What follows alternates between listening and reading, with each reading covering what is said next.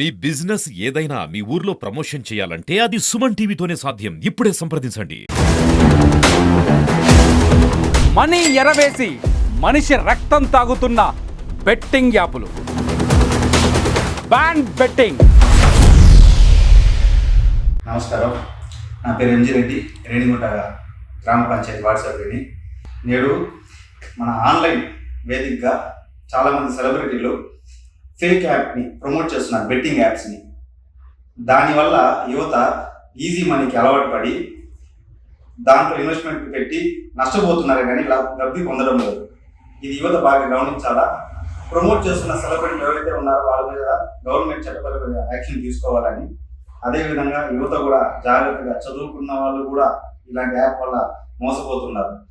Easy money రాదు, కష్టపడితేనే డబ్బు వస్తుంది. అది బాగా గుర్తించాలి. గవర్నమెంట్ దీన్ని బ్యాన్ చేయాలి అనేసి కోరుకుంటున్నాను. నా పేరు Poola Ganapathi Rayal, Renigunta lorry transportation president. ముందుగా సుమన్ టీవీ ప్రేక్షకులందరికీ నమస్కారాలు. ముఖ్యంగా ఈ బెట్టింగ్ యాప్ వల్ల చాలా మంది అమాయకులు నష్టపోతున్నారు, లక్షల్లో నష్టపోతున్నారు.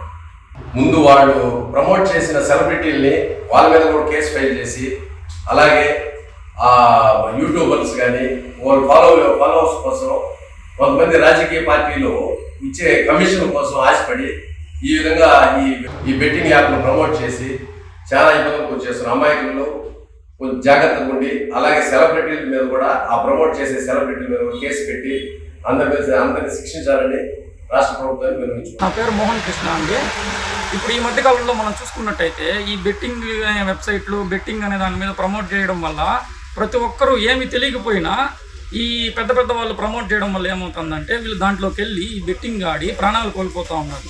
దీనికి ఏమీ తెలియని వాళ్ళు కూడా వచ్చి దీంట్లో ఇన్వాల్వ్ అవ్వడం వల్ల వాళ్ళ ప్రాణాలు కోల్పోవడమే కాకుండా వాళ్ళ ఇంట్లో వాళ్ళ ప్రాణాలు కూడా కోల్పోతూ ఉన్నారు. దీన్ని ఎలాగైనా హరికడితే బాగుంటుంది అనుకుంటున్నాను. ఎందుకంటే ఒకరోజు వస్తుంది, రెండో రోజు పోతుంది, కానీ వచ్చిన రోజు బాగుందనేసి దీంట్లో అందరూ నీలమైపోయేసి అడిక్ట్ అయిపోతున్నారు దీనికి. దానివల్ల ఏమవుతుందంటే కరెక్ట్ లాస్ట్గా 30వ రోజు ఖచ్చితంగా ఏమవుతుందంటే నీది పోయేదే కాకుండా మీ ఇంట్లో వాళ్ళది కూడా పోగొట్టేసి అందరిది పోవడం వల్ల ఇంట్లో వాళ్ళు, బయట వాళ్ళు అందరూ ఇలా ఆత్మహత్యలు చేసుకుంటున్నాము. కొంతకాలంగా చూసుకున్నట్టయితే మన ఆన్లైన్లో ఇలా బెట్టింగ్ ఆడి చాలా మంది చనిపోయినారు అనేసి న్యూస్లు కూడా వచ్చాయి. దీన్ని అరికెట్టేందుకు పోలీసులు బాగా చర్యలు తీసుకోవడం వల్ల ఇప్పుడు అందరూ దీన్ని ఏమంటారు అవగాహనకు వచ్చింది. సో దీన్ని ఎలాగైనా మనం అరికట్టాలని కోరుకుంటున్నాం. ముందుగా సుమన్ టీవీ ప్రేక్షకులందరికీ నమస్కారం.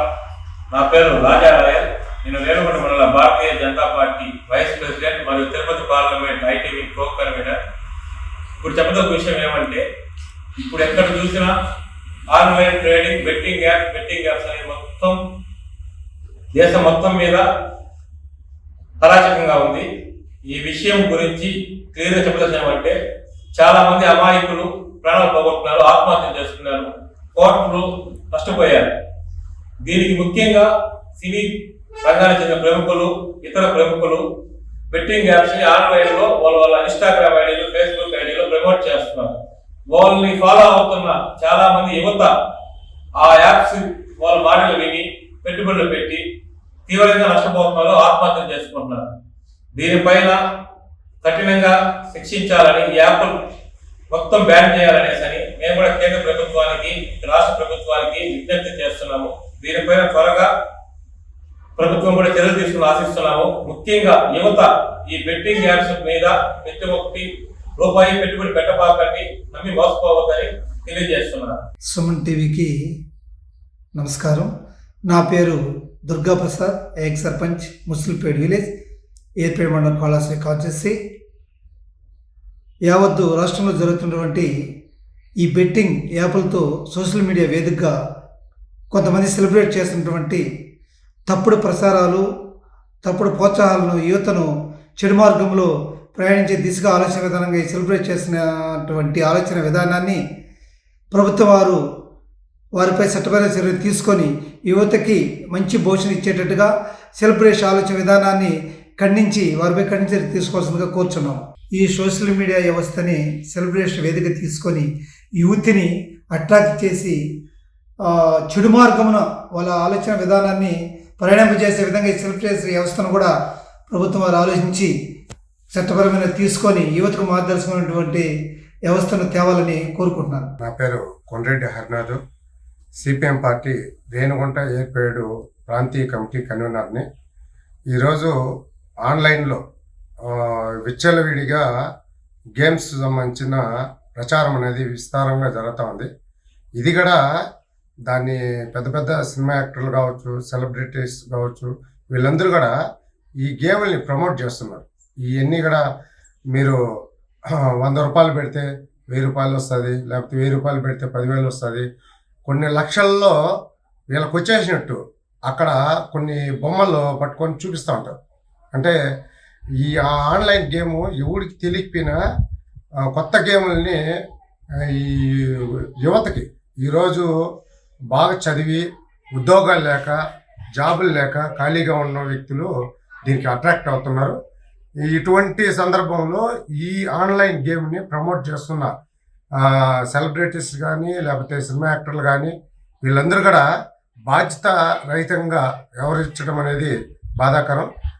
రేపు ఈ యువత అంతా కూడా లక్షల్లో అప్పులు చేసి, ఒక అతను నేను అడిగితే పడమటి సైడు పీలేరు సైడు ఒక వ్యక్తిని అడిగితే 30 లక్షల దాకా ఆన్లైన్ గేమ్లో డబ్బు ఖర్చు పెట్టి అతను ఇట్లా అప్పుల పాలు అయిపోయినాడని చెప్పి చెప్పడం కూడా జరిగింది. ఇంకా కొంతమంది చూస్తే మద్యానికి అంటే కొంత మందుకి దీనికి సంబంధించిన కుటుంబంలో డబ్బులు అడిగితే ఇవ్వరని చెప్పేసి ఇట్లా ఆన్లైన్లో 20 రూపాయలు 50 రూపాయలు ఇలాగ పెట్టేవాళ్ళు ఉండరు. ఇంకా ఎక్కువ డబ్బులు అంటే లక్షల్లో ఒక్కసారిగా కోటీసులు అయిపోతామనే ఉద్దేశంతో తెచ్చి అప్పులు చేసి పెడుతున్నారు.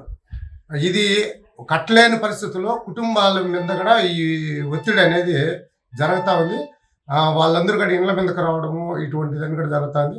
ఇప్పుడు చాలా వరకు మనం ఆన్లైన్ గేమ్లో కూడా నేను మోసపోయాను, ఇంత డబ్బులు పెట్టేసి మొత్తం ఒకసారిగా స్క్రాప్ మొత్తం కూడా అమౌంట్ అంతా కూడా కట్ అయిపోయిందని చెప్పిన సందర్భాలన్నీ కూడా పోలీస్ స్టేషన్లో కూడా చాలామంది కంప్లైంట్ తీసుకున్నది కూడా కనిపిస్తూ ఉంది.